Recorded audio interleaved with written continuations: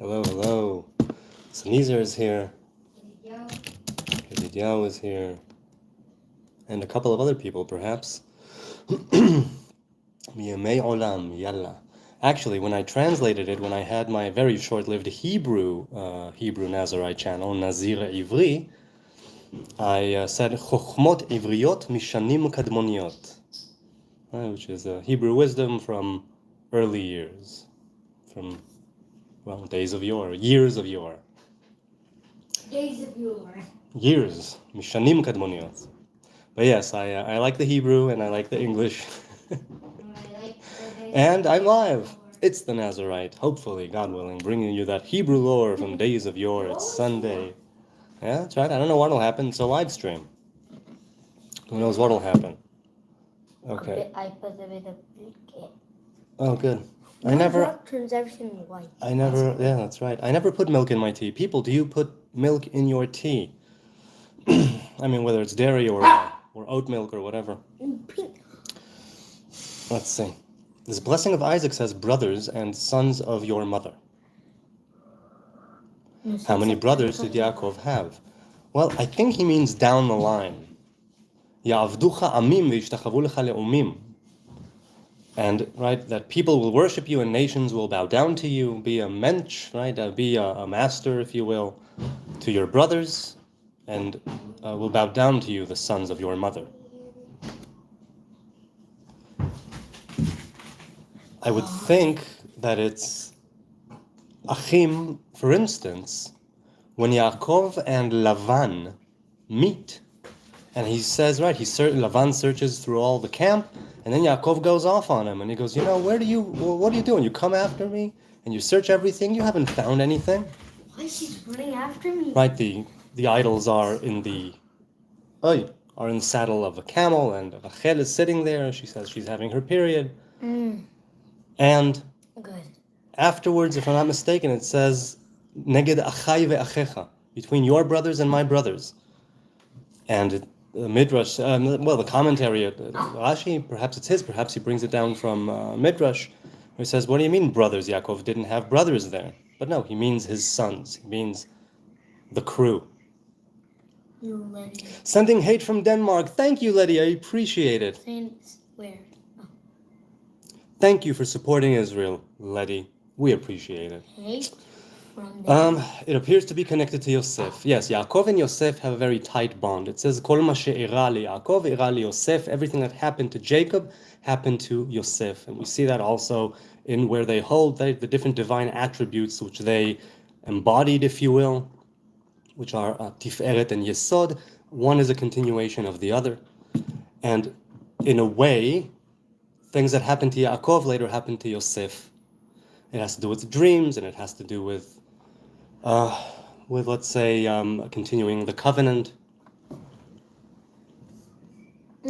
Sons of your mother, so no love for uncles, eh? And now Robert Harrison comes. Hello, Robert Harrison. Hello, Lawi or Lawi. Hello, Full House. Pinky, stop it. Supporting Israel for what? Well, Israel is out to eradicate Hamas. That's something worth supporting. Yeshurun Mashiach ben Yosef. Now, is that a direct Gematria? I'm assuming it's a Gematria. That's an interesting Gematria. And where do you connect it to, Yodidiao? Right? For instance, Vayishman Yeshurun Vayiv'at in Ha'azinu, towards the end of Deuteronomy. Right? Yeshurun got fat and kicked. Yeshurun is like the little one who is straight. Yes, Yashar Yeshurun, that's correct. Nah, bro, free Palestine. I agree, Lewi, free Palestine from those bastards Hamas. Yes, the Vav Nun does usually signify like a minute or small. Shalom, I don't read the Arabic. Unfortunately, I'm ignorant. I wish I knew how to read, write, and speak it. And while I did study a course just for beginners locally in my neighborhood, which was a mixed Arab, Jewish, Muslim neighborhood, it was years ago and I never got around to restarting my Arabic. Are you Zionism? Well, I'm in Jerusalem and I do support Zionism, not as a 200-year-old Jewish conspiracy, but as it's written straightforward in the Torah. Right? You will transgress, you will be kicked out of the land, and when you return to the covenant, you will go back to the land. It's written right there in the Torah, nothing to do with any modern day state of Israel back in the Torah. So, as far as I'm concerned, Zionism is thousands of years old. Nothing like this. But many people do think it's a Jewish conspiracy of, white Europeans to take over places. Okay. Yodidiau says Shon, right, so okay. That's you. Sanezer says Adam to Abraham was 42 and Abraham to Jesus was 42. I think according to Pirkei Avot, it was 10 from Adam to Noah and 10 from Noah to Abraham. If I'm not mistaken, it's not 42, but 40. Though, I didn't go one by one and check. I'm basing it off the Mishnah.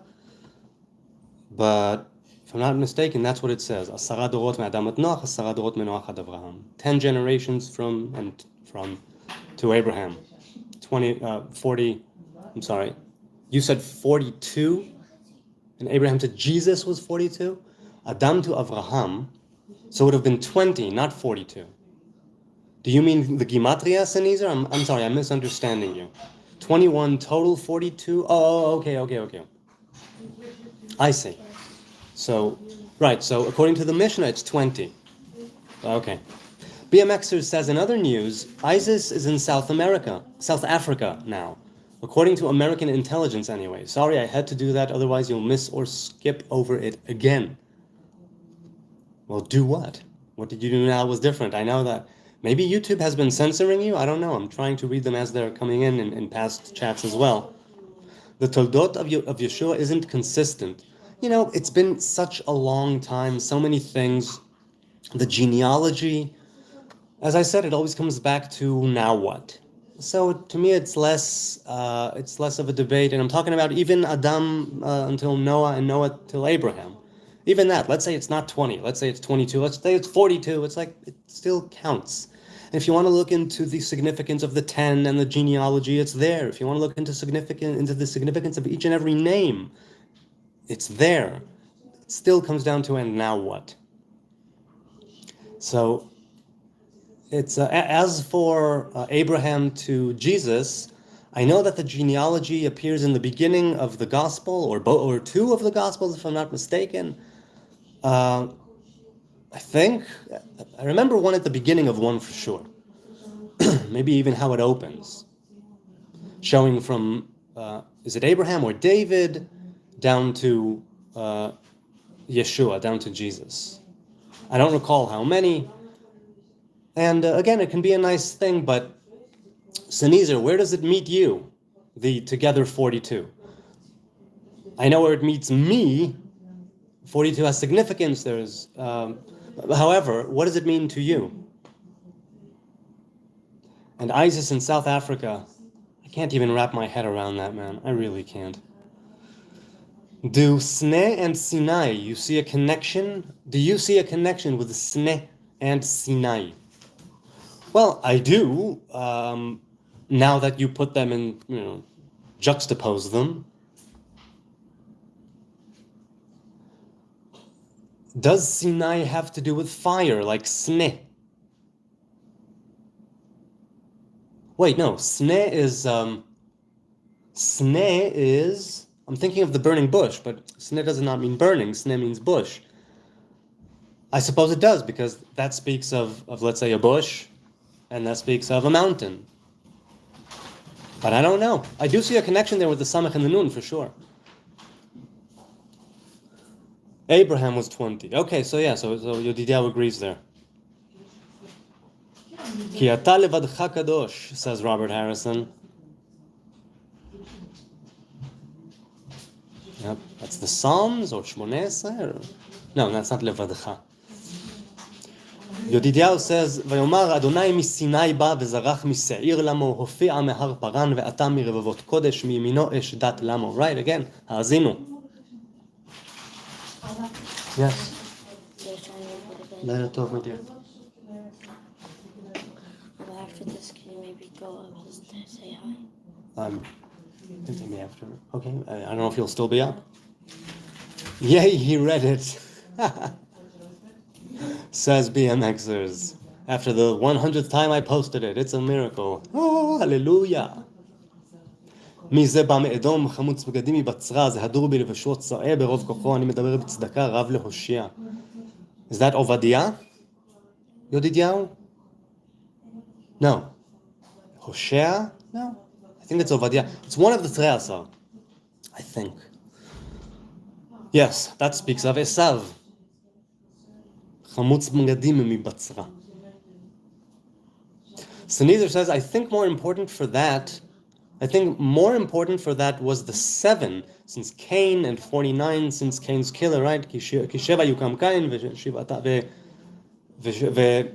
כשבעתיים יוקם קין, והורג כאן 77. וטובה כאן 77.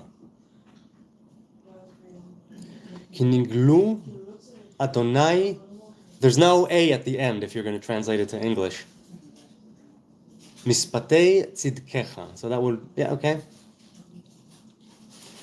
Right, for revealed Adonai, our Lord, are the judgments of your righteousness. It says Yah came from Seir, which is the land of Esau. Yes.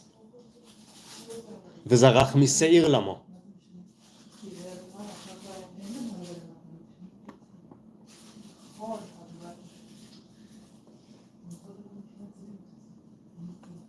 So it wasn't Yah, right? It was Yod He Vav He. Not the same thing. And in my mind right now, though I know I've read commentary and possibly midrash on this very verse, nothing comes to my mind right now on Misinai Ba v'zarach miseir lamo. And I'm racking my brain. That's why I'm not saying anything right now. But forget it. I'll just keep going. And once again, I will say it's my fault. If I learned something in the past and I didn't repeat it enough times to be able to get it, and sort of pull it. I mean, obviously, sometimes I'm tired, sometimes this, that, or the other, different effects, but I really want to be more learned in these texts, and I want to be able to, even more so, to widen my mind, to widen my brain, and be able to remember more, to repeat my studies more. Sometimes, no, let's forget that.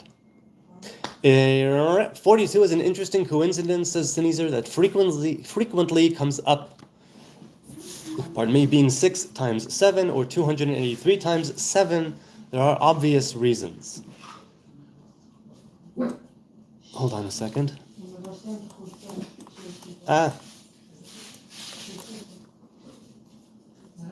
283 times 7 is 1981. Can you clarify that? What do you mean? What is the Gematria of 67? It's Mem Bet. Mem is 40 and Bet is 2. Now, with Membet, we have the 42 different times that the Israelites camped and continued on in the desert. 42 places where they were encamped, sometimes for days, sometimes for years. 42 is one of the ways in which God appears. There's a 42. There's a 42 letter name of God.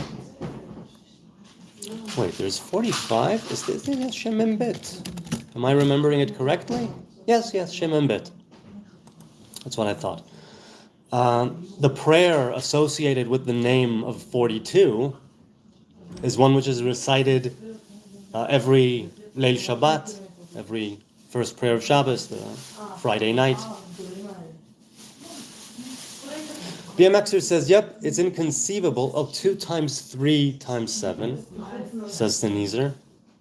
Yep, says BMXers, it's inconceivable. And the fact that our president and leaders met with Hamas, and just after that, they decided to take Israel to court. Curious. Well, like I say, I'm just a simple dumbass in the Middle East.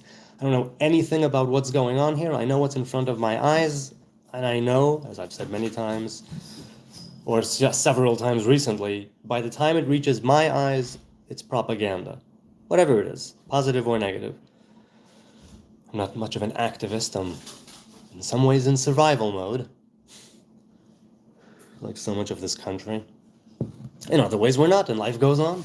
Look at where I am. Look at what I'm doing. Things are good here, thank God, in Yerushalayim. We're all safe and sound, and I'm able to go live with you good people. I don't take it for granted. Personally, said Sennheiser, I tried tracing the early genealogy, but it seems that there are people who change names and two competing accounts. Okay. Yeah, it's been such a long time and different competing accounts, as you say. And it's very, very difficult, meaning you can glean wisdom from it, but I don't know if you should make any, let's say, I'm not talking you personally, one perhaps shouldn't make different decisions based on the genealogy, or if, then just have it as a nudge, right, as a little thing to sort of guide you in a proper way if you want.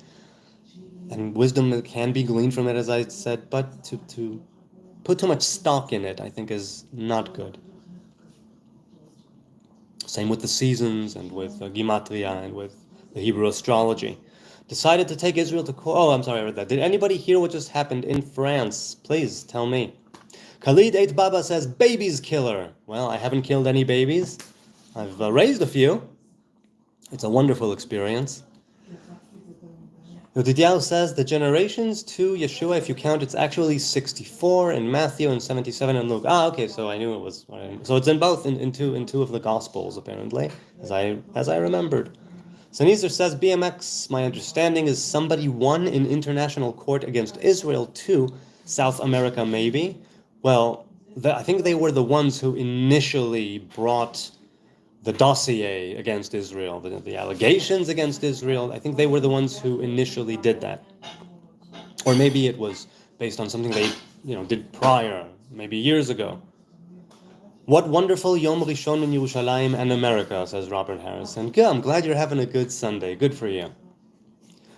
BMXer says, Khalid, and what's Hamas? Have you ever said anything against them?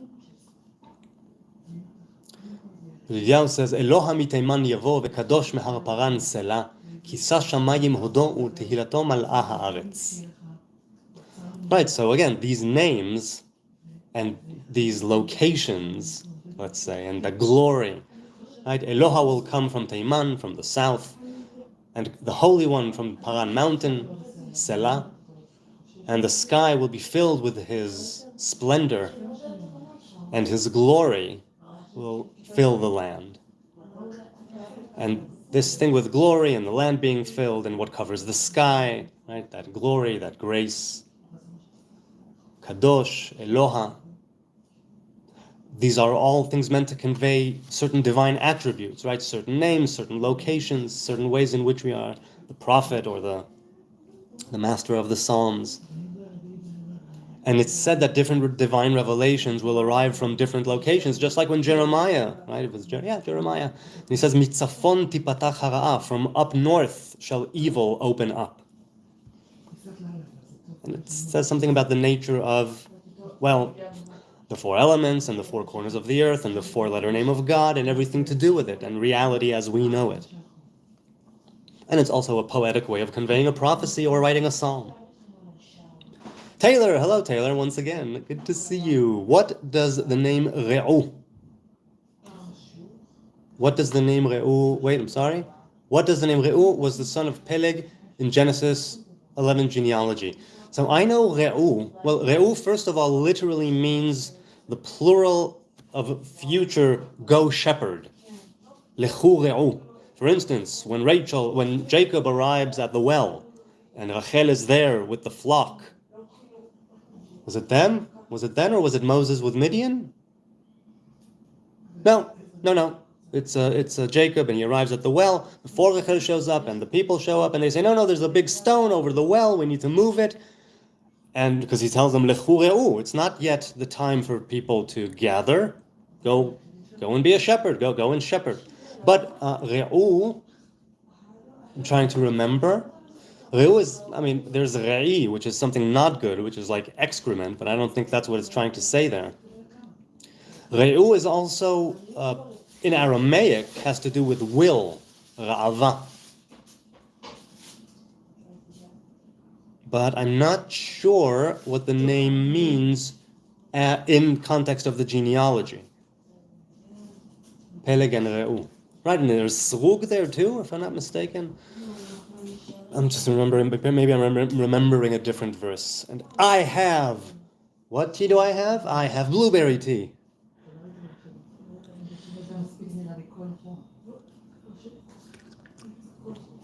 I'm a schlurper, you'll have to excuse me. Drives my wife crazy. Can't you just sip like a normal individual? She doesn't sound like that. Sneezer says the 8 was supposed to be shifted. The 8? Oh, the 8. Okay, I'm not sure.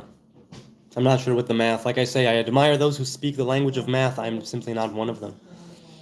Did anybody ever see the blue moon, Robert says? Nope, I haven't. I've seen some great shades of moon in my day. Why, I even saw the redness of Mars with me naked eye. But I didn't see a blue moon. Can't say I've seen a huge moon. It was off the hook. My mother is driving. I'm in my teens, I believe, or maybe my early 20s. We come around a bend, and the moon coming into view on our right. It looked massive. It was an optical illusion. It looked huge. Something about the way we were catching the light, the angle. It was a very full moon, if I'm not mistaken. Quite full, if not actually full. It was huge. No blue moon, though. Jesus wasn't from Nazareth, Martello Modify says. Well, I don't know where he was from. Some say he was. If you were saying he was from Bethlehem, people say he was born there. Perhaps. I don't know where Jesus was from. Have you seen my Shaon? No, I can't say I have. Is it a regular USB to... Oh, so I don't know. Yaakov said they removed some kings in the Toldot Yeshua to make it 42. It's not 42 if you count it's 41. Or they double names. They double names. Okay. BMXer says, other than that, Waza, how was your day? Waza, yeah. So manipulating scripture is something that's done because, right, the history is written by the victors. I had a very lovely day, managed to put work in, managed to be with the kids. That means, for me, a successful day. Managed to learn some Torah.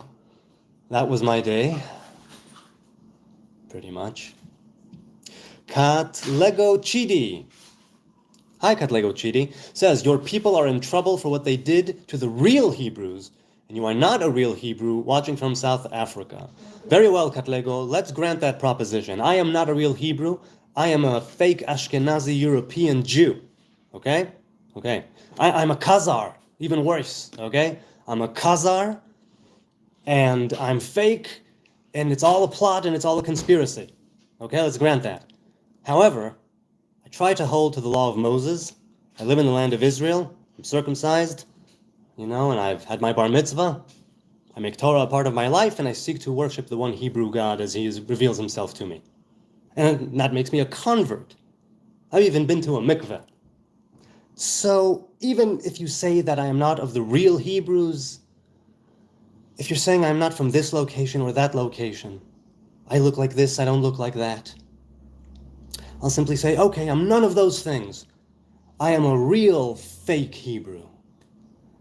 But I'd like to think that I'm faking it pretty good. And I'm a convert. Will you, a Hebrew person, presumably, and if not, then I'm not sure where you're getting this from, if you are a real Hebrew person and I'm a faker, and I agree that we're in trouble for what we did to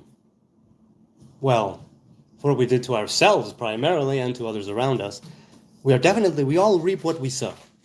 Okay, so that's out in the open. Now, am I not a real enough Hebrew to you? Katlego. BMXers with dreadlocks says to Katlego Chidi, both from South Africa. Yes, that's right, and very different opinions. So, okay. Whatever happened to little Andre?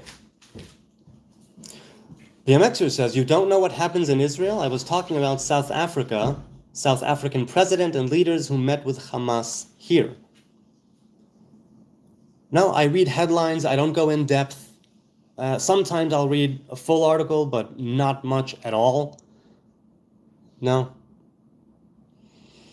Sneezer says, exactly what I mean about the Torah can't be fully comprehended anymore, is too encrypted for it. I understand what you say when you mean that it's encrypted, and I'm kind of inclined to agree, but not fully, since the Torah is a book of lore and of tradition, and it's also a practical book of commandments. There are ways, oral traditions, oral Torah, later on written down, which tells you halachically how to go about these, what are the rules, what are the regulations, what are the statutes, and where does the rubber meet the road, from the spirituality all the way down to the physical world. There's halacha, right? A way of walking the path. So it can't be fully comprehended, perhaps. It can be comprehended to the degree that one is willing to fulfill Torah and commandments, the written and the oral, to the degree that they can and want to and ought to, whatever the case may be.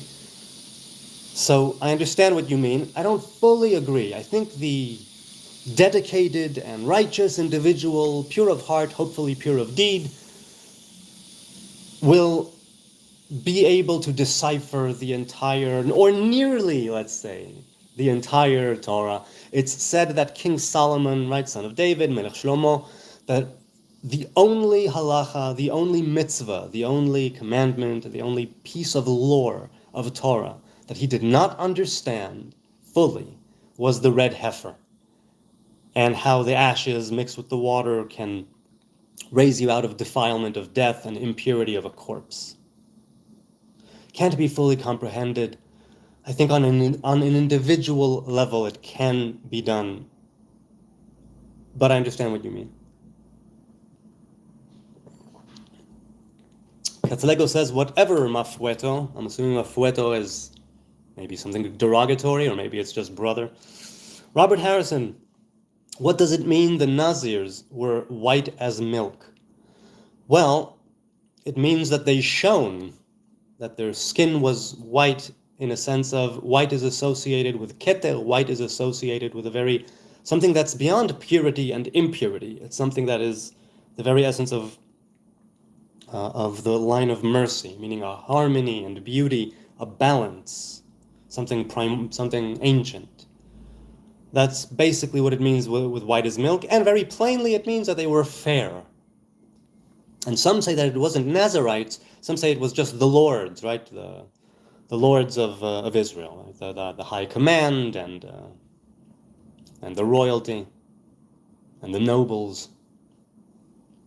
Taylor, I'm little Andre, says BMXers. Yes, I didn't want to say it for you. I figured if you volunteered the information, cool. I'm in the Hebrew book of Amos. Robert Harrison, I read Chavakuk in the last couple of days, or on Friday, over the weekend, recently. Anyway, I did read Chavakuk, and it was lovely to read it again. Sneezer says, oh, that's right, it was 32 to David and 64 to Jesus. Mid wasn't Abraham. Okay, so cool. It's good that you guys can agree.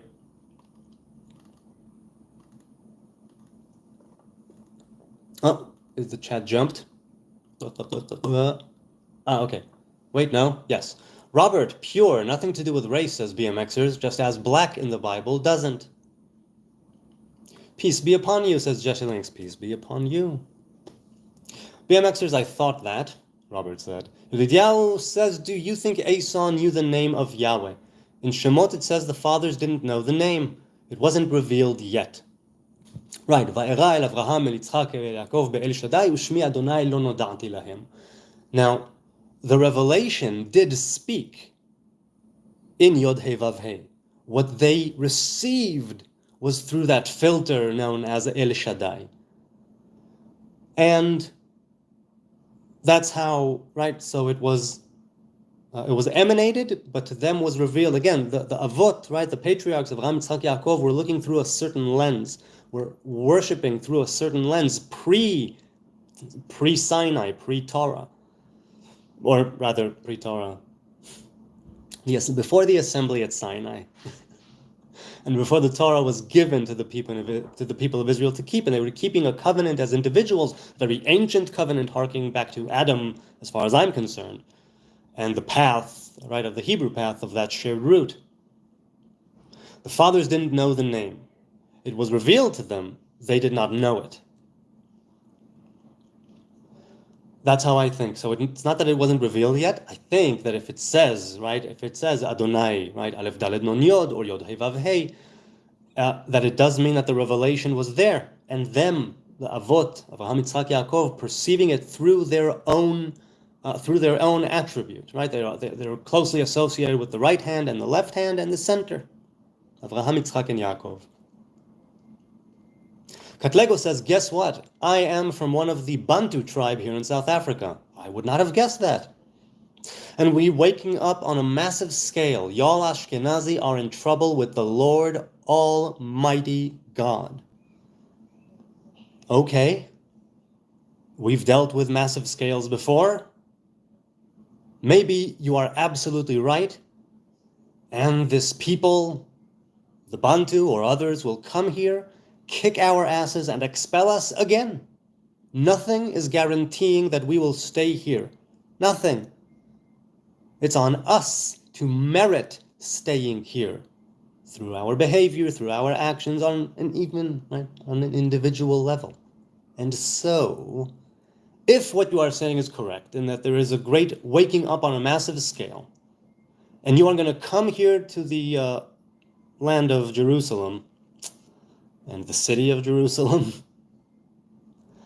and make that trouble, or are you saying that Lord Almighty God will be revealed here in wrath and flame and fire, consume us all?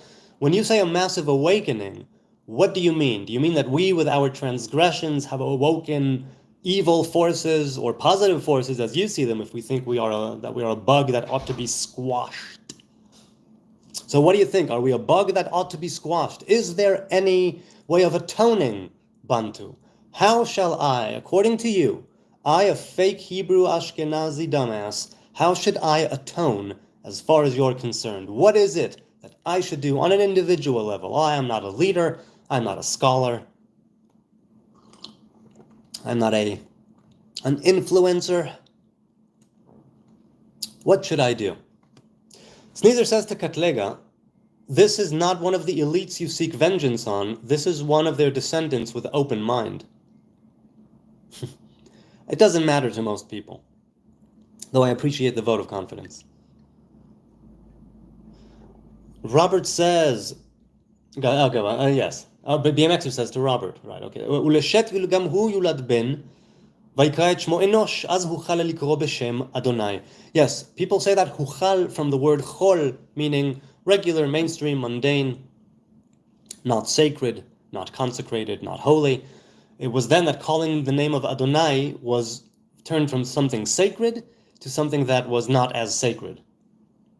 And some say, no, then it was started, because Huchal also has to do with Chet and Lamed, which are Hatchala, beginning. And there are different ways of reading it. Enosh, incidentally, is why the word in Aramaic Barnash appears, and that came into the modern day Hebrew.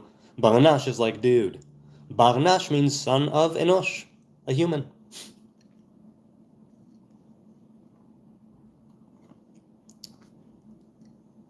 Robert says to Katlego, Chidi, I heard they sent some Bantu to India back in the day. Sent as what? In order to help the Indians against the British, to help the British against the Indians? What was it? Or nothing of the sort. Bloodnote says, God bless Israel, the people God has called out as special. Yeah, tabichartanu, all right. Robert says, hit the like button. No, he doesn't say button, he says butter. Thank you, Robert. I appreciate every like and every sub and every view and every comment and every derogatory comment, I do. Katlego says, the holy scriptures do not match y'all Ashkenazi so-called Jews. We, the Bantu, are the real Hebrews, also including the descendants of slaves. Listen to me. I'm asking you, maybe I just didn't get there yet, because this was 15 minutes ago, so I'm sorry. That was 15 minutes ago. I'm hoping you're answering my question, in how it's coming down here. I hope you're still with us, Katlego. I am interested. So, you're talking about vengeance, the descendants of slaves. So you, the descendants of slaves, are going to come and make judgment upon the fake Ashkenazi Hebrews? And let me ask you this. Does it make no difference to you that most of the Jews are not Ashkenaz? Does it make, most of the, most of the Jews, I'm not counting the diaspora right now. In Israel, there are many, many Mizrahi Jews, Arab in their culture, Arab in their appearance, somewhat. Eastern, right, Mizrahi. Many people kicked out of Tunis and Libya and Egypt and Jordan and Lebanon and Syria, people kicked out of anywhere and everywhere. And so, what do you say to them? They're not Ashkenazi. What do you think? Are they real Hebrews? Okay. The big moon appears in certain humidities, I think, like 10 to 20 bigger than normal. I hear even bigger at sea. It was wild, and I loved it, and I've only seen it once.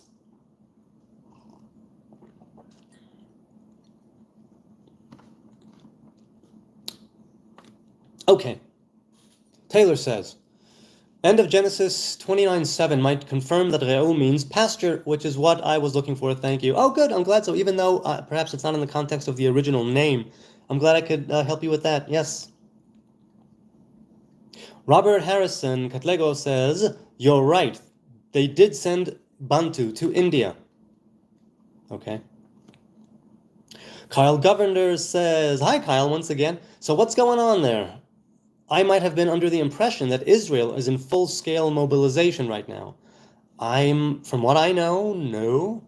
I think if it was full-scale, like really full-scale, they would call me back. But I think that they have started calling people back who are 35 and under, that were either released or haven't done it in a long time, right? Reserve duty.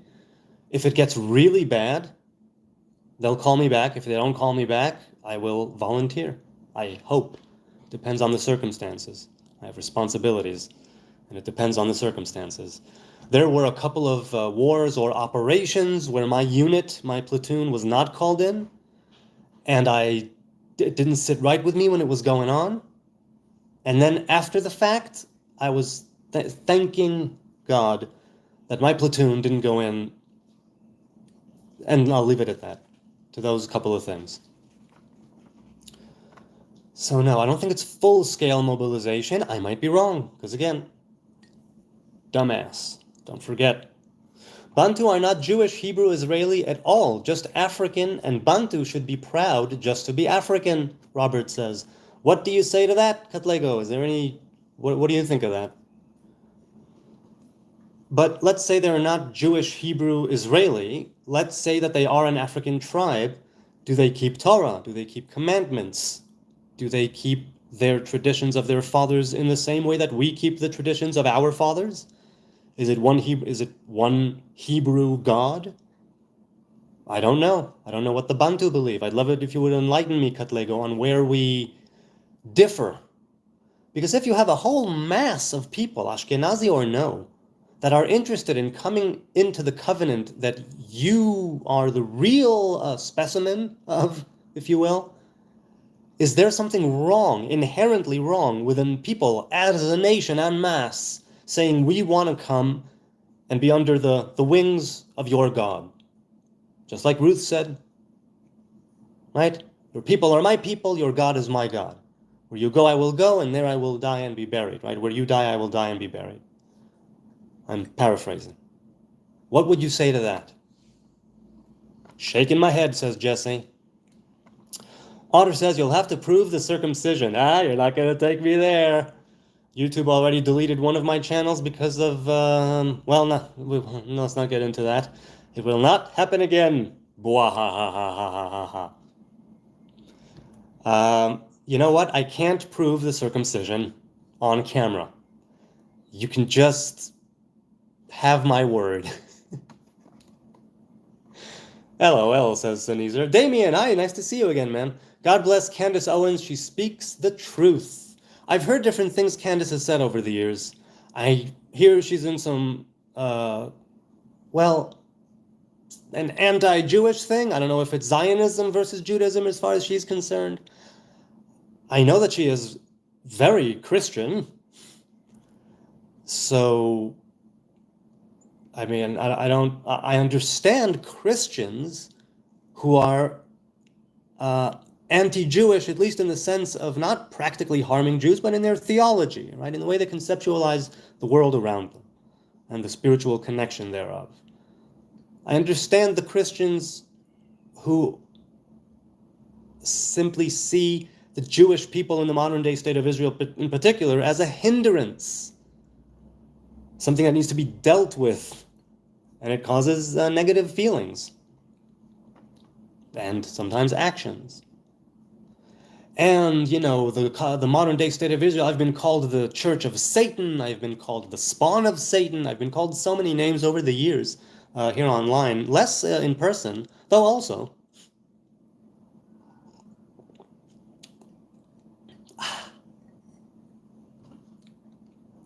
What East African country is Bantu from? Robert asks. Good question, man. I don't know. My geography sucks.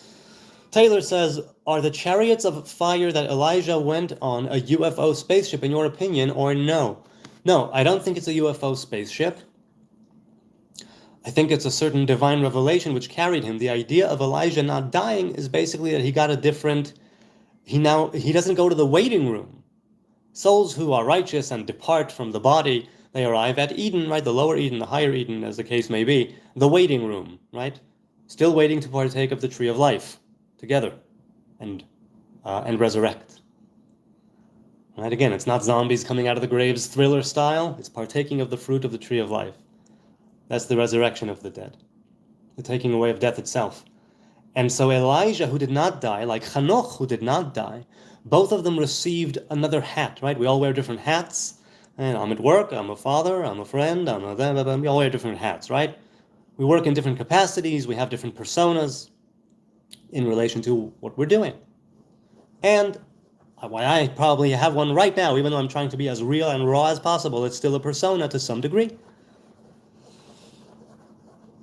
I have to say that. It's like... So, no, not UFO spaceships in my opinion. I think it symbolized the departure from one function, from one job, one task of being a priest, being a prophet, some say being a Nazarite, to being the angel of the covenant, Malach HaBrit. Okay, let's continue.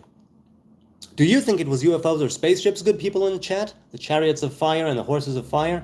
Nitzarim Nazarite. Hello, Nitzarim. Torah explicitly says a convert is a real Hebrew. People who say you're not a real Hebrew seem to not know this. I know, very ironic. Therefore, I conclude they don't know Torah. Their fruit says they aren't Hebrew. Again, I wouldn't go so far as that. Some people are keepers to the covenant, but they don't read a lot of Torah. Some of them are immersed perhaps in other teachings, and some of them are without the books, and some of them are... I don't know. Meaning, I'm not going to say that that person is a fake Hebrew, but I wouldn't... The real Hebrew, right, is a convert. If you're saying we're all fake, then the real Hebrew is a convert. That's it. Let's get Pinky a lot of likes, says Robert. She appreciates them. You hear that, Pinky Dink? Wait. No, she's back there somewhere. I'm an atheist. Am I welcome in your synagogue? I stopped going to synagogue years ago. If I go to my parents' house for Shabbos and whatnot, and we go, then I still go to my old synagogue. But ever since I left my parents' house, I didn't have a congregation I belonged to. And now, in time, over the years, though I do understand the power of coming together and praying as a congregation, it has a lot of merit and utility, and it's a very powerful thing. However, the spontaneous prayer that comes from within is more my thing. And when I teach children about prayer, and when I teach my children about prayer, I say it's simply talking to God like you and I are talking right now. That's what I tell them.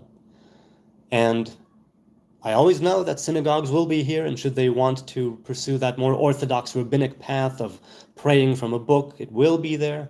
They won't have it embedded in them in childhood, for better or worse. But they would know that first and foremost, prayer is talking to God. So you're welcome. In my life as an atheist, I don't have a synagogue.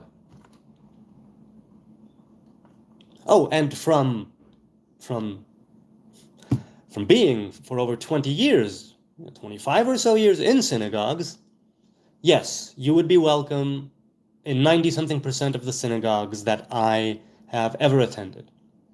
Modern Orthodox in Jerusalem. That's like 95% of the synagogues I've ever attended. And you would be welcome there. Yodidiahu, Jesse says to Yodidiahu, if you were to pronounce the name, it would be Yehovah. That means Ha-Yahoveh v'Yihiyeh. Right? Was, is, and will be. I'm not sure where Yahweh came from. I think maybe Roman beliefs. Either way, just say Hashem. Right, so I, as you know, I do my own thing. I try to say the name when I feel it's appropriate, and I try to say it as a matter of course. But you're talking to Yodidiahu there, not to me, so that's cool. And I don't know where Yahweh came from either. But I've seen, speaking of people fake, real, blah, I've seen Black Hebrew Israelites speak very different pronunciations. I'm wondering, I think I never looked into the origin of how it is that they pronounce different names of God, and some of them of Jesus, if they're Messianic. And I always found it interesting, but I never traced it to its roots. BMXers says, oh, but yes, in order to stay away from any undue desecration, many people say Hashem, the name, without specifying a specific name. But for me, I've found that saying a specific name is important. BMXer says, by the way, in one episode in The Office, Michael, without any of us knowing, dressed like Jeff Probst, takes them to the beach and then boom, divide up into tribes, survivors go. It was so funny. Haven't seen it. I should. Maybe someday I will. I haven't seen The Office, not the UK or the US version. Free Palestine, says Zish. I agree. Free Palestine from Hamas. Get those bastards out of there. Ay, and may the innocent and peace-loving people of Gaza be able to live out their lives side by side, in peace, with us, our neighbors, without any war, without any strife, without any bitterness, without any bloodshed, without my God has a bigger penis than your God. It's not a pissing contest. BMXer says, he looks so much like Jeff. Yeah, again, those quotes are going right over. Why are so many sacrificial offerings given on a new moon day, even more so than on the Sabbath day? Because the new moon has to do with atonement. The new moon has to do with the people of Israel waning and then being reborn. The moon is connected with Malchut, the moon is connected with the divine feminine presence, the moon is connected with the people of Israel, the moon is connected with nature, with the element of earth, but with an effect on the water.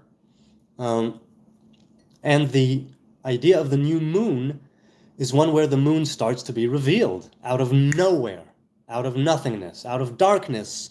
There's the tiniest sliver, the birth of a new moon, rejuvenation. And with rejuvenation comes that idea of I'm feeling something new stir within me. Let's take something from the past, perhaps. Let's think of how we can use this higher elevation to atone. I'm in good vibes right now. There's regeneration, there's rebirth. The moon is emerging once again out of darkness. And it's that same moon that will later be as bright as the sun, and the sun will be as bright as the 7 days of creation. Not 6, but 7. And so that idea of the new moon being times when there's more sacrificial offerings, it's tied into that. Sabbath is abstaining from labor. On the new moon, there's a tradition that women, because again, the divine feminine presence is associated with the new moon, and with then the women, they say, in some traditions of the Hebrew tribes, they have half a day of sacredness, let's say, where they work for in the beginning of the day, but then from like midday onward, they abstain from labor as part of this idea of a special day. And I, by the way, I blow the shofar on the new moon, on the day of the new moon. And I've been doing that ever since I bought one. And it's the last thing that I use, even though I'm vegan. The shofar on Rosh Hashanah, and on the New Year, and on the new moon. I don't have an offering to give in the temple, but I do blow the shofar on the new moon here in my little apartment. Sneezer says to Otter, you are likely agnostic. Atheists are like Eskimo pointing at tundra and saying there can be no elephant, right, the river. Or African pointing, right, tundra? Or at the vast dunes saying there could be no ocean. I love that analogy. Thank you for sharing it. Robert says, in the Second Temple period, I keep hearing about captain of the temple. Yes, I believe I addressed that, but maybe you weren't here for that. The captain of the temple, if it was the people sorted out into weeks, each week, right, each household of priests, Levites, and Israelites would make the pilgrimage twice a year, 1 week each time. In order to be there, the priests would be with the ritual worship, the Levites and the Israelites each doing their part in the temple.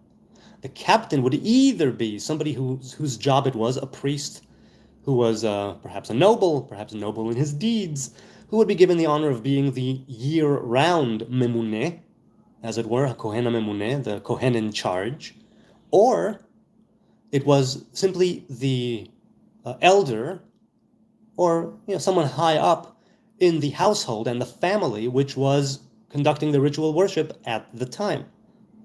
Meaning each week, with the changing of the guard on Sabbath, and the bread would be eaten, and then a new batch would come in, priests, Levites, and Israelites, and they would make the switch on the Shabbos.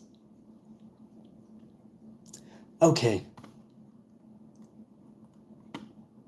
Netzarim says, European Jews do have DNA, but for the sake of argument, let's say they converted. That would still make them real Hebrews. Right, my point exactly. It's like, what else are you coming at me with me? What else are you coming at me with? I'm fake. Okay, I converted. What do you say to that? We also have Hamites here in South Africa, and we are not the same as them. I can also understand a little of Eastern Africa languages. Good for you. I've heard that idea of Bnei Ham being Africa. I've seen one or two of the Wailers. I don't remember the name. Of the Wailer or two from Bob Marley and the Wailers, who were speaking in an interview on the curse of Ham and on the fact that it's Africans and it has to do with slavery and, being cursed and then rising above from it. Perhaps atoning, I don't know, but rising up from it. Netzarim says Palestinians are free.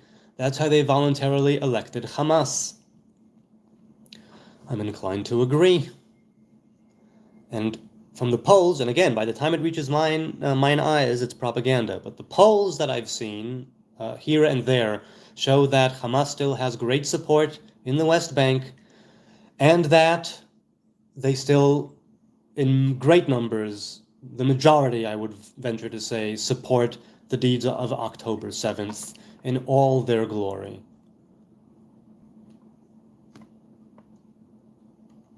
Oh wait, the chat jumped again. Hang on a second.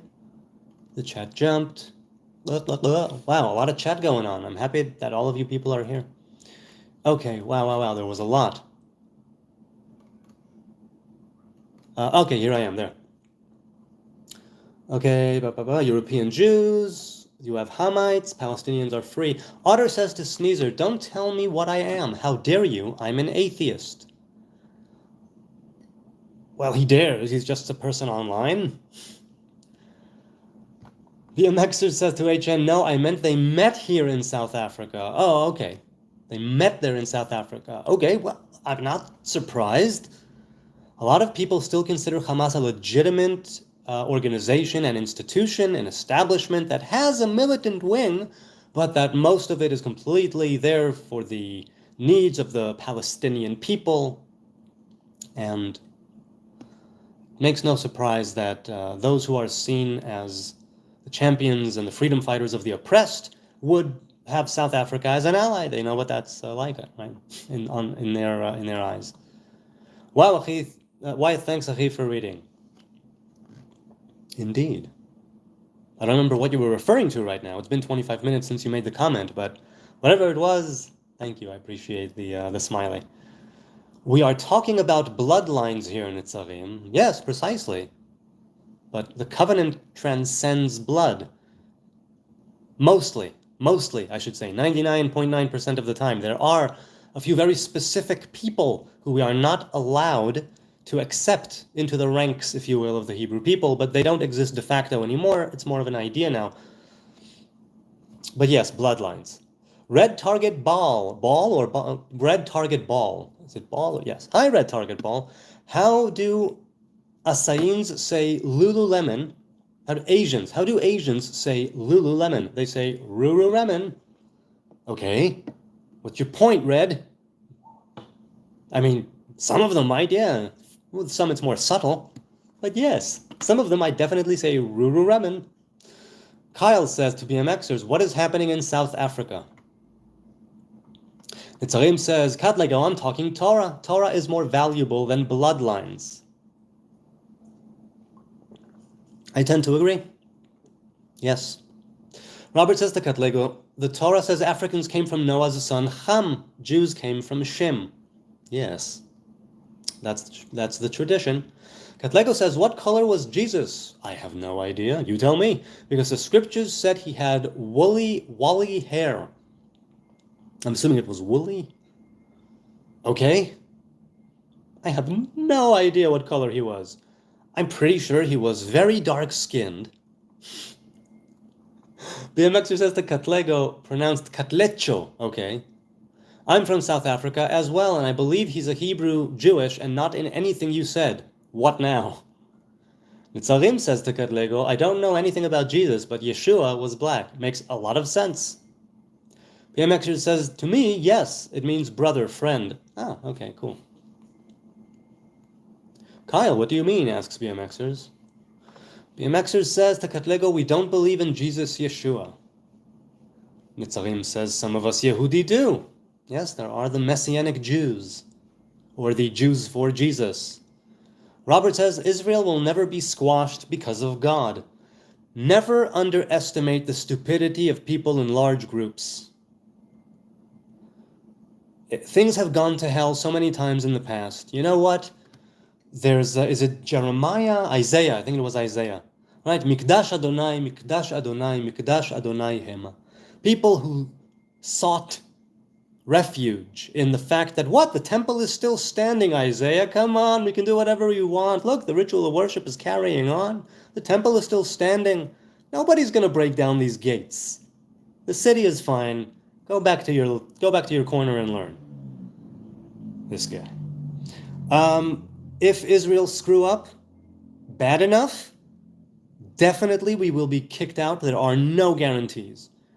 Squashed, but not completely beaten. There will always be a Hebrew presence or a fake Ashkenazi, Jewish, conniving, conspirating presence. Completely fake. That will remain and carry on the covenant and atone, repent, return to that covenant, and get back to the land of our fathers. Even if it's just a minion. Kyle says to BMXers, Hamas met with the ANC. I'm assuming that's a branch of government or government of some kind? Oh, it's a question. Did they? Katlego says, that's in the hands of the Lord, and I agree, some of y'all will make it into the new kingdom. Ooh, good, we can agree on something. If there is a new kingdom, as you put it, there are some people who are righteous, even if they're fake, disgusting Jews from Europe with skin as white as milk. Some of them are actually good people. We can agree that good people that good people can exist everywhere. So let's not be making all these wide-scale assumptions and name-callings. I'm glad we can agree on that. Some of y'all will make it into the new kingdom. Good. So please tell me, me, Jonathan, how do I need to behave in order to make it to the new kingdom, in your opinion? Go. This question applies to the chat at large.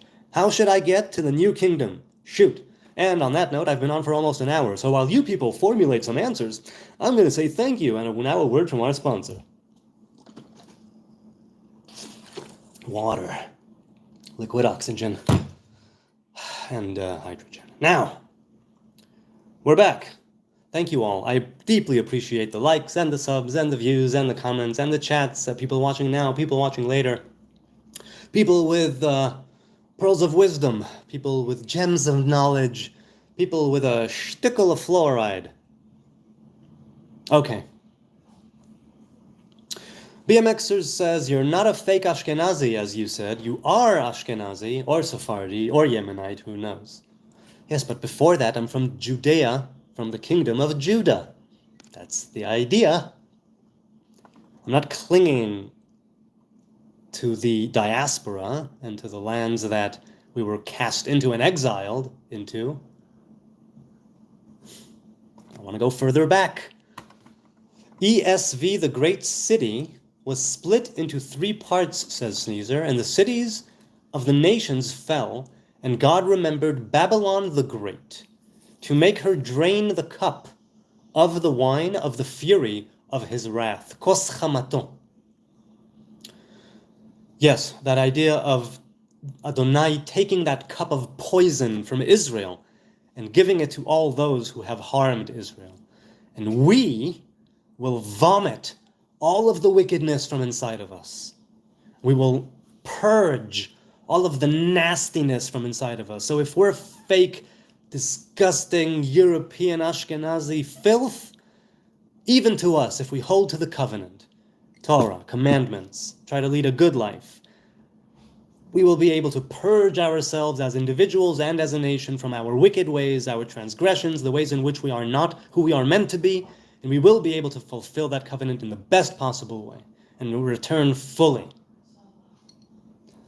That cup is something we are continuously drinking, that cup of poison, or the kubaat kos hatar'ela.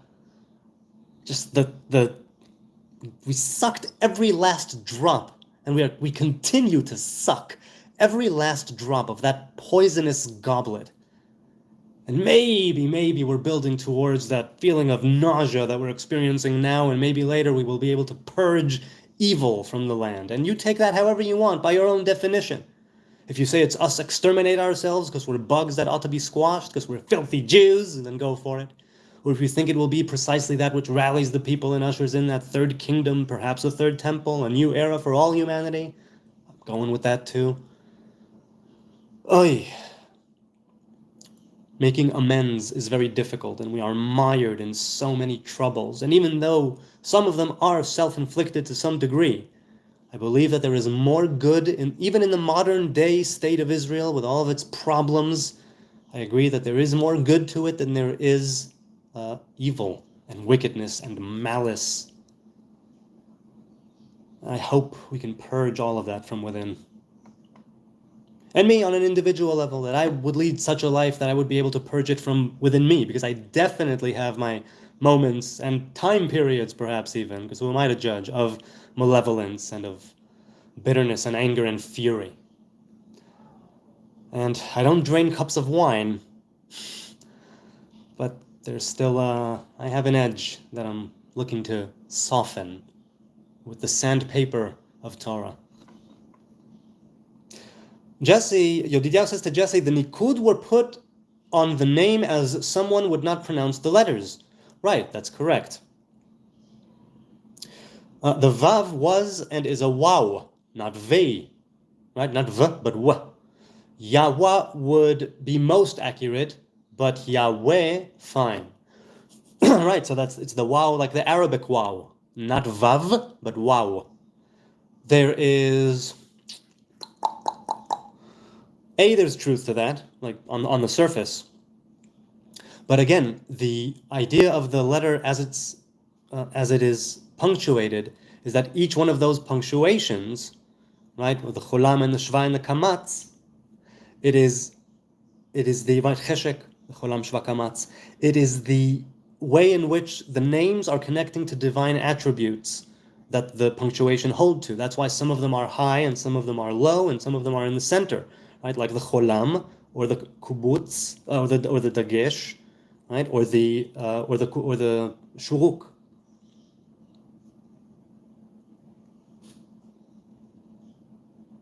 There's hierarchy to sacredness, there's hierarchy to revelation, and it's revealed through these letters, through their combinations, through the combinations of the letters and the melody and the punctuation and the lips which are uttering it. It all comes together, right? And even the crowns on the letters. So we were not meant to pronounce it at all. We are to read it one way and pronounce it another, because one is a house for the other. Right? Just like the body is a house for the soul, there is Yod He Vav He, and there's Aleph Dalet Nun Yod, which is a house. And the Zohar compares it, let's say, to a sword inside of its sheath, where both are present in unity, and yet they can also be separate.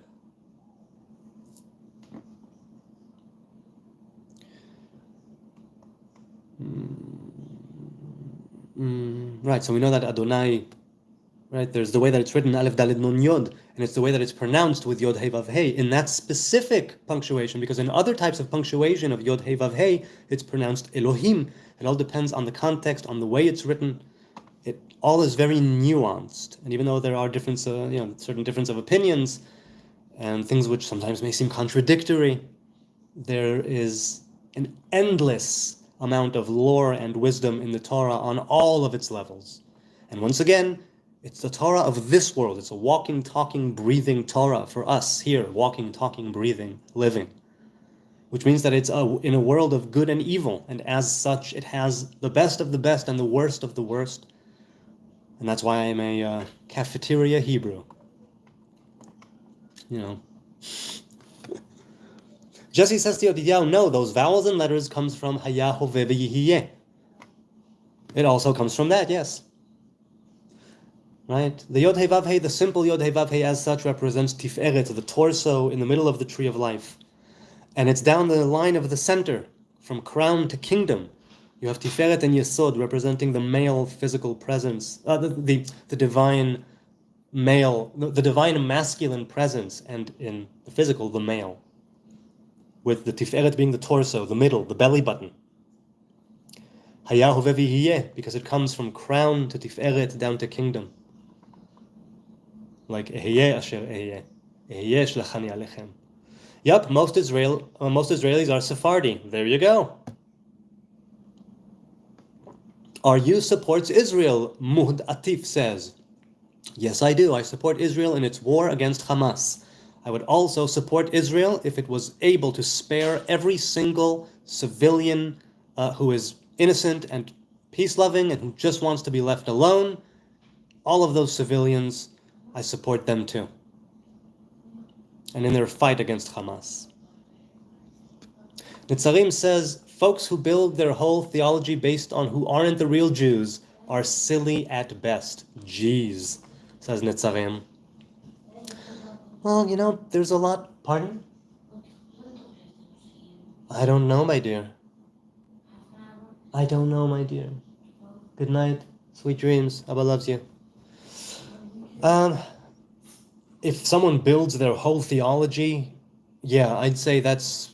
I wouldn't call it silly, because things I believe are silly too. But it could be problematic. Haya Hoveh Yihiyeh. That's right, Yodidiah. BMXers, says Robert, BMXers, do you feel close to the Sfaradim? Netzarim says, crown and the flags of Israel from Robert. Thank you. Netzarim says to Mood, he lives in Jerusalem and served in the IDF. I'd sure hope he supports Israel. Yes, I do. There's a lot of things that the government is doing that are wrong, and there's a lot of things that the army is doing that are wrong, but there's more right than there is wrong, and I support Israel. Netzarim, unfortunately, race is all that matters to most South Africans. That is awful, but I can see why that may be in their roots and given relatively recent history. That it would be a matter of necessity and pride, and even that pride that's like 1/60th of pride that is permissible, if you will, to someone of good manners. Are there any golf courses in Israel? Yes, very famously there is one in Caesarea, I think. Maybe one in Herzliya. I think those are the two big ones, if that. Don't support Israel, bro. You wish that I support Hamas, who has vowed to slaughter me? I don't see it happening. BMXer says to Robert, I do. I've said it somewhere to HN before. Wait, I missed that. What happened there? Yes, that's right. Yeah, I think you have mentioned that. I mean, it rings a bell. Am Yisrael Chai, says Netzarim. Robert says to Bantu, I heard. Oh, Robert says, Bantu, I heard, are good people, ancient Africans, but only that. Ancient, how ancient are we talking? 6,000, 10,000? Netzarim says, wasn't Yehoshua's dad Nun a convert, aka a real Hebrew? I may be wrong, but I think I read that he was a convert. Interesting.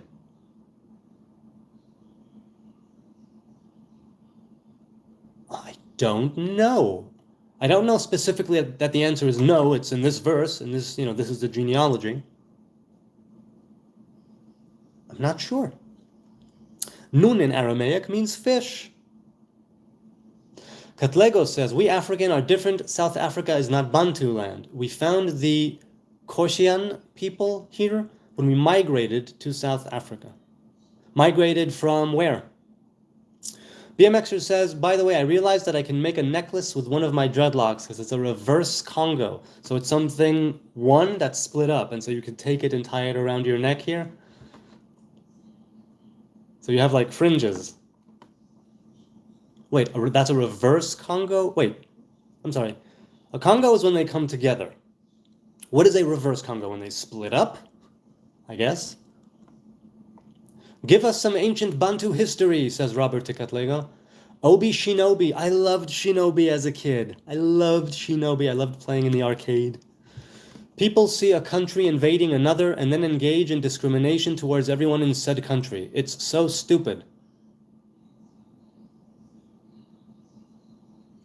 People see a country invading another and then engage in discrimination towards everyone in said country. It's right. Many times there are just everyday people who just want to be left alone and who are peaceful and loving and law-abiding, whatever the case may be, good, kind, hardworking people, whatever you consider to be positive attributes, that's what they are. They exist. Droves of them, many, many, many of them, everywhere. It is stupid to discriminate against an entire people. I agree. There's always people who go against the grain. Lord knows there's quite a grain in Gaza right now. Obi Shinobi, well said, says Sneezer. Cornelius Coleman says, someone gives you $1 million to start a business. What are you doing? Well, I always said I wouldn't monetize this, but let's put it this way. I'm a writer by trade. I learned screenwriting, and I'm a copywriter. That's my daily job, career. And I would still want to do something with poetry. And I don't mean publish poems in poetry magazines, in anthologies, release poems in books to the general public. I would want to take my poems and do something which connects to the nature of the poem itself. Something like that. And make it so it's not just, I don't know if unique pieces are made in a factory. I haven't taken it that far, but I would want to go back to poetry. I've been a blogger and I'm a writer, I'm an editor, I work in marketing. I've been writing for such a long time, whether it is in school or as writing a diary ever since from age 11 till my early 20s. I want to still do something with my poetry, and I haven't sent out my poems to any publishers in many years, and I haven't written poems regularly in many years. So that's the business I would want. It's not exactly literature, because I'm talking about putting poems on, well, depending on the nature of the poem. I don't know what it would be, but it would be something else each time. That's off the top of my head. If you're looking for like a practical business, I think some really, really luxury products for dogs and cats. Just dogs and cats. That's the focus. That's it. We're going to pamper your pet like you ain't seen nothing yet. And I know many of those probably exist, but I think that I would be able to find such an angle. And I can't tell you why. I'm just saying it with confidence. And it says, don't be confident of your abilities, put your faith in the Lord, and I'm doing just that. But I love writing, and I think I could do something with it. Why? Living 15 years with a 14 plus years with a doggo, why you'll learn a thing or two. Plus, I am something of an animal. Fun fact, says Nub's Revenge. Love the name. Fun fact, Ashkenaz is of the line of Gomer and not the line of Shem. It is a stolen heritage. Okay, so we have stolen from those who have stolen in the past, or what are you trying to say here? Yes, in the genealogy, it's not even, let's say, Europe, right? Or is it, I forget. Well, you probably know, Nubs, if you're still with us here. Where is it? Where is the heritage initially, and how do you see it playing out in everyday world here today? Who are the real Jews? Who are the real Hebrews? Who are the real Ashkenazi, as far as you're concerned? So has anybody heard what happened in France yet? Asks BMXers again. Xerxes asks BMXers. Say that 10 times fast.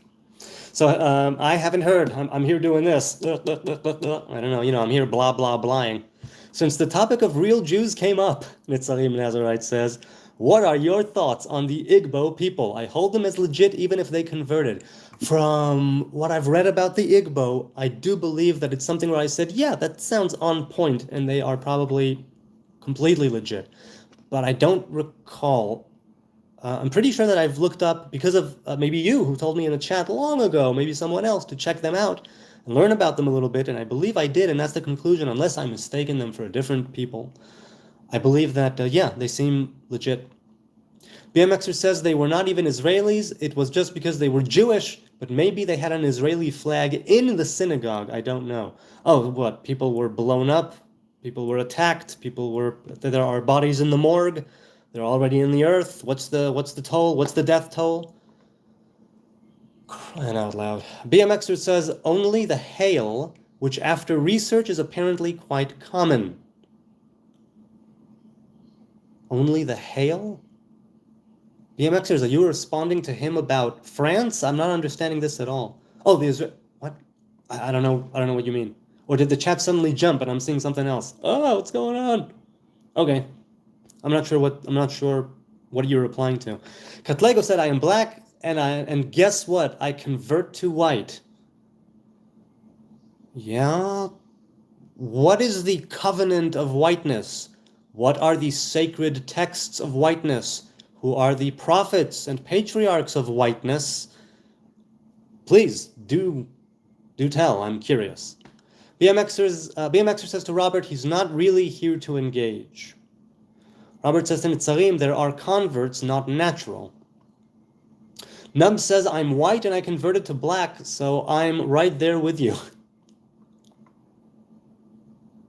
Nitzarim says to Katlego, no, don't be white. Be what Yah made you. Love Yah and your neighbor. Do unto others as you'd have them do unto you. Live in righteousness. See, there you go. Robert says, I love the way you handle trolls, Jonathan. Seems like it don't bother him at all. I mean, perhaps it's simply because I've never been driven to any point, but it could even be a bot. It can be a 10-year-old child somewhere. The hell do I know? I'm just joking about the white thing. You don't say? Gaurav Sharma, hello. There was a different Sharma. Maybe it was not Gaurav. If it was you, welcome back. If it was not you, welcome. Hello from India. Hello from Zion. Hello from Jerusalem. BMXer says in Itzarim, don't think that's what he meant. Highly unlikely. Itzarim says to Robert, Torah explicitly says make no distinction between a convert and a native. To make a distinction is to break Torah. Well, it depends on the type of the convert, right? There's a ger toshav and a ger tzedek. I've spoken them in the past, in past videos. And there is a distinction there. And it says it a few times that yes, there should be one law for the native and the ones who are among them, right, who are converts. Sanskrit, says Gaurav Sharma. What about Sanskrit? I understand it's a sacred language. Nab's Revenge says Yahweh was a Canaanite deity of rain and thunder. That makes some sense. Because in some cases, certain names were borrowed and they were koshered, if you will, brought into the fold of the Hebrew covenant, whether it was bringing them back to a different root, an earlier root, or whether it was simply making them more Israelite friendly, if you will. Because these names, these letters, these punctuation points, you can claim it's all very, very modern and new, but in the tradition of those who speak these words and read this language and who use the melody and punctuation, it harkens back to creation itself, and it's what sustains creation, each and every passing second, like the strings in the heart of every atom, if you will. And there are the Hebrew letters that are vibrating and echoing throughout creation. And a deity of rain and thunder, right? It was a way of taking something which was a lower deity, of a force of nature, and saying, yes, it is a revelation of the Most High. It is not God, it's a revelation of God, thus making it more, Hebrew, later Hebrew, if not earlier Hebrew, in nature, without the split, right? And Eden, the Edenic Almighty. The unknowable, unfathomable, untouchable. Nub says if they're messianic, they should really read Psalms 89, where it talks about a single covenant that is everlasting. Yes, those who are messianic Jews see things through the messianic lens. And in my experience, talking with them and learning with them, and as such, it means that they consider it to be what's called lechatchila. In other words, it's something which has always existed in the same way that Adonai always existed, Hayahu ve'yihiyeh. And so they see reality and creation from the beginning, from the onset, through the lens of Messiah and through the lens of Jesus as Messiah in particular. So, when you say it talks about a single covenant that is everlasting, they say, yes, precisely, and Jesus is that covenant, that is the fulfillment, that is the anointed one of the very same covenant. I think they would agree with you, but simply say, yes, and it's Jesus. Nub says, or is this another one of my favorites that contradicts, or this is another one of my favorites that contradicts Jesus?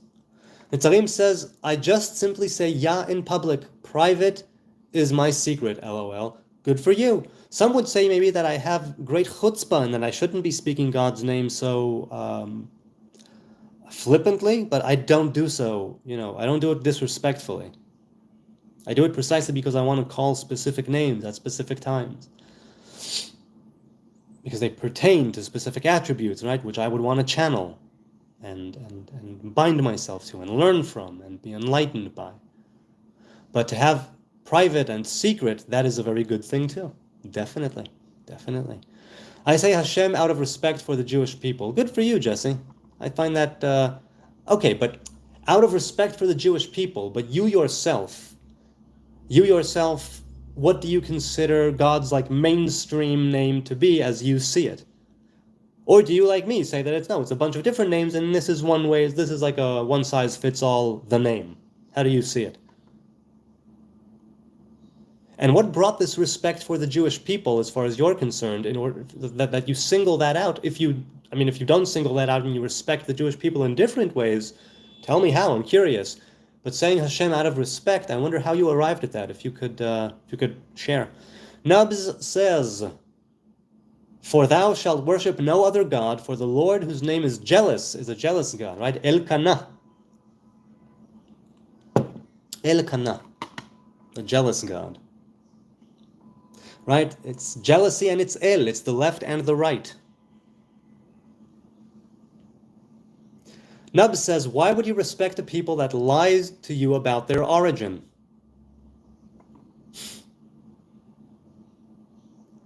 Well, I try to respect people personally until they do something to break that bond of respect. Katlego says, check the meaning of my surname on the internet, which is Chidi, and show the people on the screen the meaning. Okay, Chidi. I am Googling it as we speak. What does Chidi mean? Wait. Chidi meaning. Chidi meaning or Chidi meaning God exists. Chidi is a gender-neutral name of African origin, specifically belonging to the Igbo language and religion. Okay, what are you saying? If you say you're a real Hebrew, you hold to the covenant, you try to keep Torah and commandments and be a good person and do right by your neighbor, your community, by all means, if you take on the yoke of Torah and commandments, you are a Hebrew man. What is it that you are seeking? If you're just looking to, shout things at me about how I'm fake, I say shout even though you're not doing it in caps.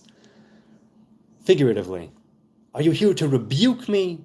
What is it that you are truly hoping will come out of this dialogue as you're pursuing it right now? I'm agreeing with you. I'm agreeing with everything you're saying, and I'm taking it as a given. And still I say that I'm attempting to be a righteous convert. So what else do you have? What are you doing? I never said you're fake. BMXer says to HN, Jeff Probst is a host on Survivor. Survivor. Yes. Sinizer says to Nubs, but God is not jealous. Jealous only pretends to be God. Ah, well said. All-knowing, all-understanding, all-doing. Yedidiah says to Jesse, that's not how it works, silly. It's forbidden by Jews not to say it, not for the non-Jews. Well, look, it's like a lot of people get Hebrew tattoos, and there are many, I couldn't care less what people do, but at least not like that. But I will say that many people are against it, and they say that it's sort of writing with that very language in which the Torah is written, where it says, do not brand yourself, right, with a tattoo. There's something not right there. So things that are not forbidden for non-Jews, people still might abstain. So I don't think it's that he's silly, Yodidiah. I think that it's his attempt to show respect, which is commendable, right? Admirable. Misplaced, though, it may be in some people's eyes. The idea still has merit. Nubs says, except that was a direct quote from the Bible, so argue with the writer of the Bible, not the guy that quoted it. Also, he continues and says, the word but in the English language negates what was said prior. So in your words, unigated the words of the Bible? I'm not sure what you mean. So in your words, unigated the words of the Bible. Nub, could you dumb it down for me? I'm sorry, I'm not understanding what you're saying. Louism. Hi, Louism, or Luis M. Can you tell me what's the first day of the year? According to Torah, it's the first of Nisan, which is the first of the first month, biblically. According to the Orthodox rabbinic tradition, it's the first of Tishrei, which is the sixth month, according to the Bible. According to the Gregorian calendar, the first day of the year is January 1st, and according to whatever day of the week or the month in number it falls on, that would be the first day of the year, depending on the week and the month in question, and the week in question, right? The day of the week. Louism, what do you think is the first day of the year? Which always reminds me of Louis C.K., right? There was no time before Jesus. So neither says to Nubs, I frequently disagree with people's interpretation of the Old Testament. That it is so disagreeable is one of its main flaws. Mariam Yusuf Zai says, hello, greetings. Are you Jewish, sir? Yes, I am, Mariam. And you are? A good evening to you. Have you ever read Psalms 89 and seen the covenant that is everlasting given by the Creator? Are you talking about me personally, or are you talking to the ones who say that there is a new covenant? Balram Jakriya. Hi, brother. Hello to you, Balram. What does Balram mean? Is it Ram as in God?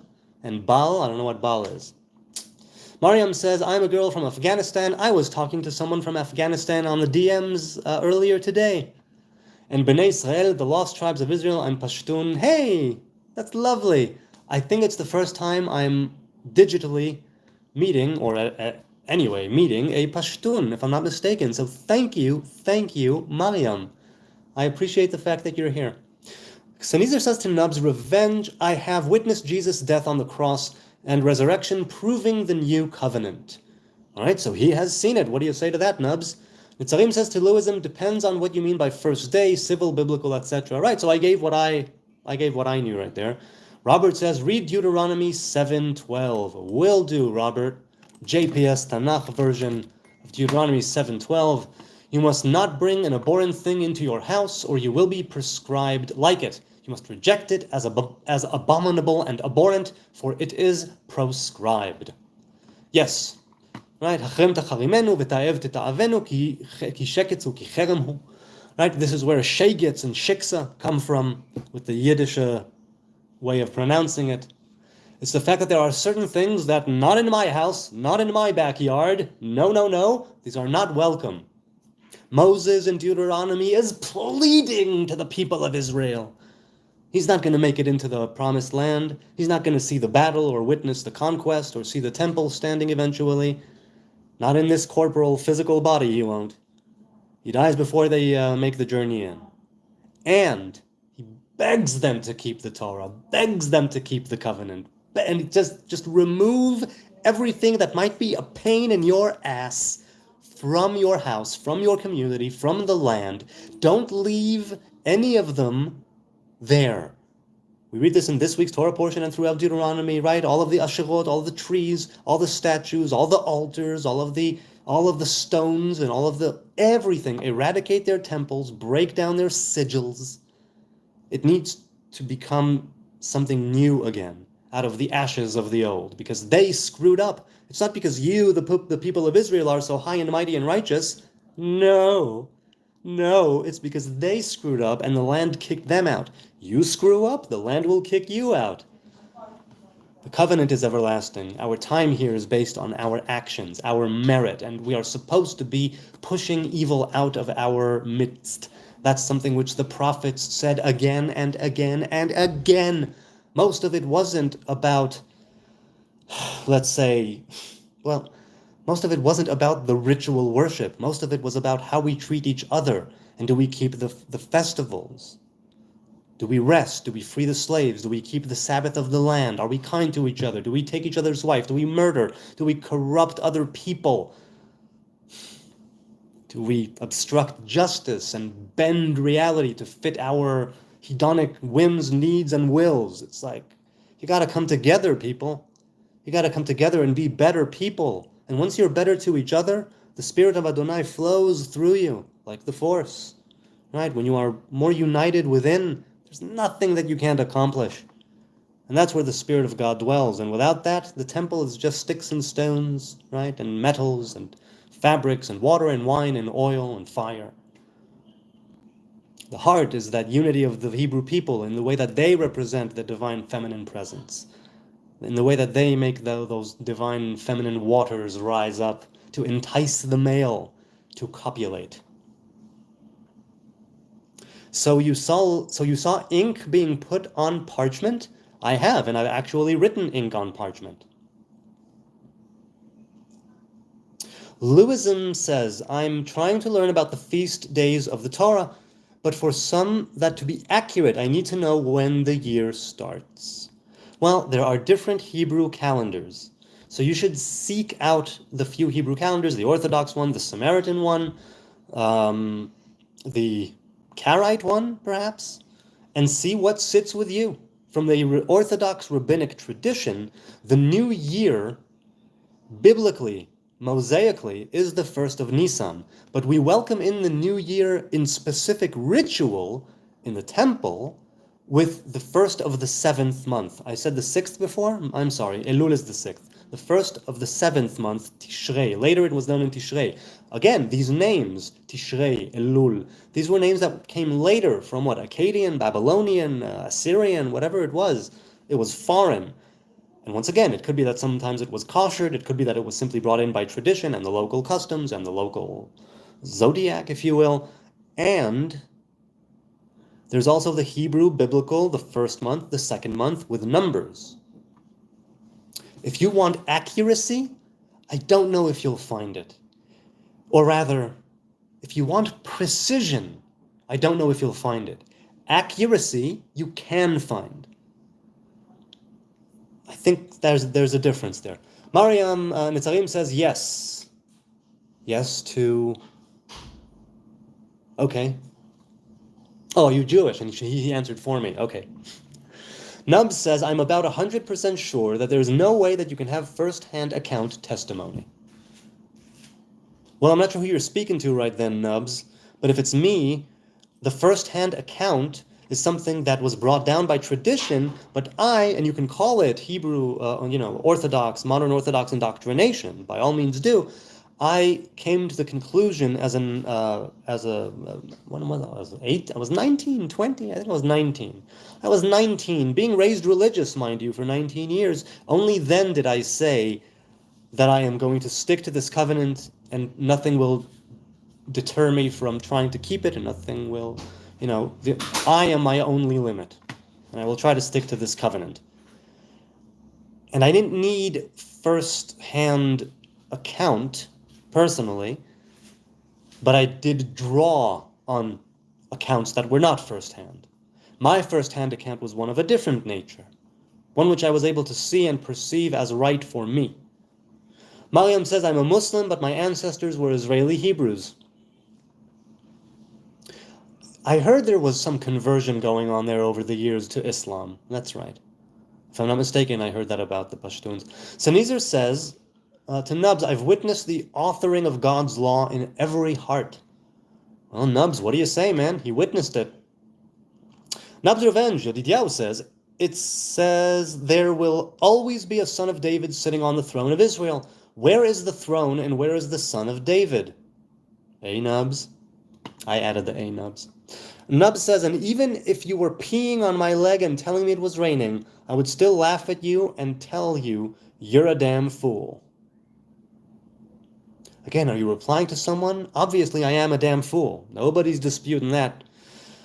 And if you were peeing on me, and I would say it was raining, well, if you were peeing on my leg, I'm sorry, I was peeing on your leg, I would still laugh at you and tell you you're a damn fool. Yes, I'm definitely a damn fool. I don't know if you're referring to me, but if you're referring to Sanizar, we're all fools in something. Hopefully we can be holy fools, We are stubborn in our ways and blind sometimes, and hopefully we are doing it in such a way where despite our screw-ups, and for me there are many, we are still aiming at the right North Star. We are still walking to its light, right? We are still trying to orient ourselves in such a way where we will be able to get over these very things which now hinder us, which now are obstacles and frailties and faults. We will never be perfect, but we can be whole. And the Rebbe Mikotsk, he said, there is nothing more whole than a broken heart. Nub says, Robert says to Mariam, welcome Bnei Israel Pashtun. Whoops, it just jumped again right now. I'm not sure where I was. What is it? Okay, here we are. Mariam says, Robert, thank you. I do recognize my Jewish roots. Do you keep anything that specifically harkens back to the Jewish roots in your Muslim tradition, like as such, as this is something extracurricular, something from more of the Jewish side? Nub says Jesus was ink from the Flavian pen, not a line of deity. So you say that he didn't agree, you say that he did not exist at all, Nubs? I'm curious. Not only that, but David did not exist anywhere near modern day Israel, if that is true. Where are the building sites? Well, many people conquered Jerusalem and freed Jerusalem over the years, and so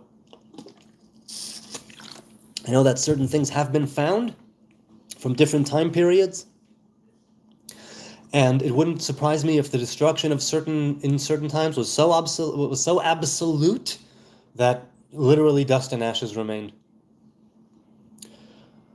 And for me, it doesn't make any difference if David existed or not, personally. It's what David personified, right? And it's let's say, the archetype of David, right? And Malchut, and what it means to be a king, what it means to be a man, what it means to be a poet and a warrior, what it means to lead, what it means to screw up and atone, what it means to take responsibility.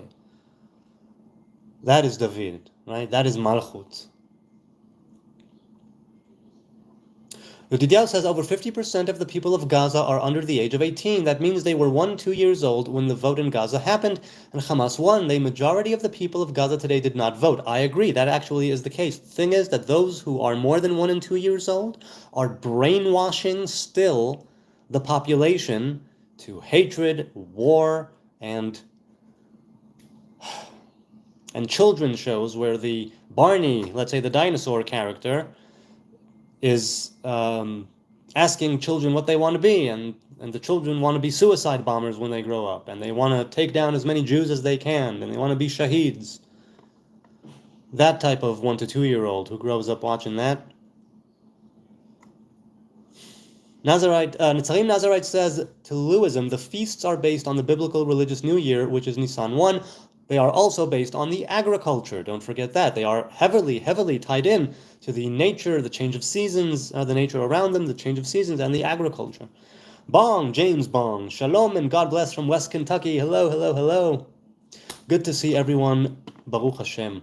I've been on for, wow, an hour and 40 odd minutes. I think I'm going to say goodbye and continue this another time. I'll continue for a few more minutes and then I'll say goodbye. Since James Bong just arrived, as far as I'm concerned. Hi, James Bong. Robert Harrison says, you are the lost tribe. Very well may be. That's right. The Pashtun, which one are they associated with? Is it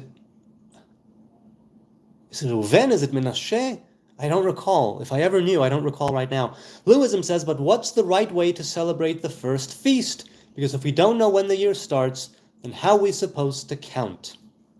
Well, look, with the new moon, you can choose. You can sit on your bed or on the ground, on the top of a mountain or in some sort of, in a cave, wherever it is, sit down and ask yourself and talk to yourself and pray to Almighty God and open up in spontaneous dialogue and ask for the right date of the new moon of the new year, the first new moon of the year.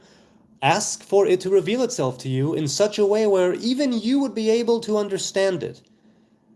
And it should be perhaps more concrete than just a feeling, and it's something that you should investigate and not take on a whim. But ask Adonai for guidance on, I would like to keep the feast of the new year, the new month of the new year, which is the day of the creation of Adam. Some say of all creation, some say of the creation of man, and that's when it actually began, right? The creation of man in the Bible, the Edenic man. At any rate, ask for the answer to be revealed to you if you haven't done so. If you have done so, be patient, research, and see which of the different traditions appeals to you as somebody who is trying to celebrate the first new moon of the first year in a feast. When and how, and then from there, begin your count of 12 months and new moons, and, if you can, make up the difference in some ways for the discrepancies, like people do with leap years and people do with a second Adar, a second 12th month, a 13th month, which corresponds to the tribe of Levi, incidentally, and the rest of the 12 throughout the years to the different tribes. Loving Dean the God Machine. Ow! Love the username, man. From looks of it, have you taken the oath of Nazareth? I do not know what the oath of Nazareth is. What I have taken is a Nazarite's vow. An oath is very different from a vow, and Nazareth is a place and a geographical location, right? But a town, a city, but not a type of oath as far as I know. On that note, I am going to say goodbye. It has been so lovely. God willing, I will see you tomorrow, 9 p.m. Jerusalem time. I appreciate your engagement. You could be doing so many other things right now with your lives. Anything, but you're here watching me. I deeply appreciate it. Every sub, every like, every comment, every view, every encouraging word, every slur, whatever it is, I welcome it. I welcome it. Thank you for your kind attention. Thank you for your engagement, those watching now or later, those in the chat, the newcomers, and those who will never be coming back. It's so awesome to hang out with you, to experience a little bit of, getting into these questions and exploring and discovering and bringing different pieces. I'm learning so much from your lore, your wisdom, your experiences. It's lovely to be able to share it in what's mostly civil and, good discourse. And hopefully this was of some value. Hopefully there were a few tidbits, a few gems. I know that I always love doing this. It enlivens me. It's so wonderful. God willing, I'll see you again tomorrow for another live stream. Until then, peace, love, good vibes.